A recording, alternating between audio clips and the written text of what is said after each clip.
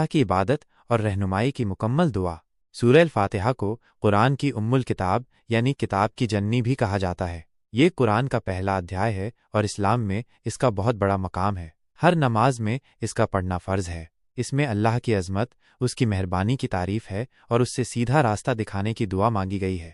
1 بسم اللہ الرحمن الرحیم، اللہ کے نام سے شروع جو نہایت مہربان اور بہت رحم کرنے والا ہے۔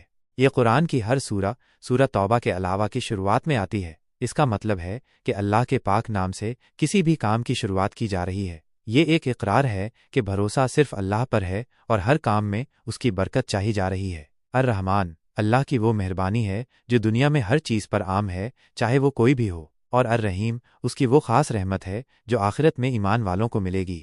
یہ دونوں صفات اللہ کی بے پناہ رحمت اور شفقت کو بیان کرتی ہیں۔ 2 الحمدللہ رب العالمین، تمام تعریفیں اللہ کے لیے ہیں جو سارے جہانوں کا پروردگار ہے۔ یہاں اللہ کی مکمل تعریف اور شکر ادا کیا جاتا ہے۔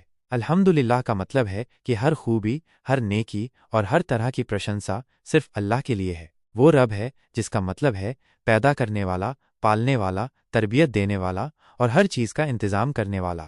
عالمین یعنی سارے جہان، اس میں انسان، جن، جانور، آسمان، زمین، تارے اور جو کچھ بھی ہے سب شامل ہیں۔ یہ آیت اللہ کی مہانتا اور اس کی پوری کائنات پر مکمل حکومت کو بتاتی ہے۔ 3 الرحمن، چھوٹی عیر رحیم، جو نہایت مہربان، بہت رحم کرنے والا ہے۔ یہ آیت اللہ کی رحمت کے 2 خاص پہلوؤں کو پھر سے اجاگر کرتی ہے۔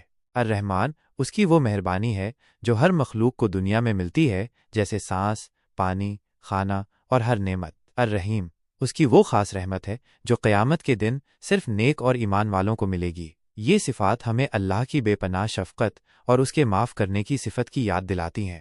4 مالکی یوم الدین، انصاف کے دن کا مالک ہے۔ یہ آیت آخرت کی یاد دلاتی ہے، یعنی قیامت کے دن کی، جب ہر ایک کو اپنے اعمال کا حساب دینا ہوگا۔ اس دن کا مالک اور بادشاہ صرف اللہ ہوگا۔ یہ ہمیں اپنی ذمہ داریوں کا احساس کراتی ہے اور بتاتی ہے کہ اللہ عدل و انصاف کرنے والا ہے۔ وہاں کوئی ظلم نہیں ہوگا، ہر ایک کو اس کے اعمال کا پورا بدلہ ملے گا۔ یہ ہمیں نیک کام کرنے کی طرف پریرت کرتی ہے۔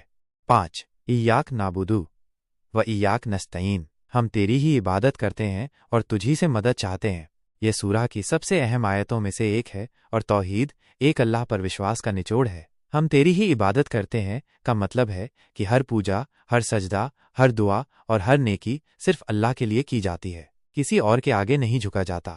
اور تجھی سے مدد چاہتے ہیں کا مطلب ہے کہ ہر ضرورت، ہر مشکل اور ہر پریشانی میں صرف اللہ سے ہی مدد مانگی جاتی ہے۔ یہ آیت اللہ پر پورا بھروسہ رکھنے اور صرف اسی پر نربھر رہنے کا سبق سکھاتی ہے۔ 6 اہدنا الصراط المستقیم، ہمیں سیدھا راستہ دکھا۔ عبادت کرنے اور اللہ سے مدد مانگنے کے بعد اللہ سے سیدھا راستہ دکھانے کی دعا کی جاتی ہے۔ صراط المستقیم اسلام کا راستہ ہے، سچائی کا راستہ ہے جو اللہ کی رضامندی اور جنت کی طرف لے جاتا ہے۔ یہ دعا بتاتی ہے کہ ہر انسان کو ہر پل اللہ کی ہدایت کی ضرورت ہے، کیونکہ اس کے بنا صحیح راستے پر چلنا ممکن نہیں۔ 7 صراط الذین انعمت علیہم غیر المغضوب علیہم ولا الضالین، ان لوگوں کا راستہ جن پر تو نے انعام کیا، نہ کہ ان کا جن پر غضب کیا گیا، اور نہ گمراہوں کا۔ یہ آیت پچھلے آیت میں مانگی گئی سیدھے راستے کی اور زیادہ وضاحت کرتی ہے۔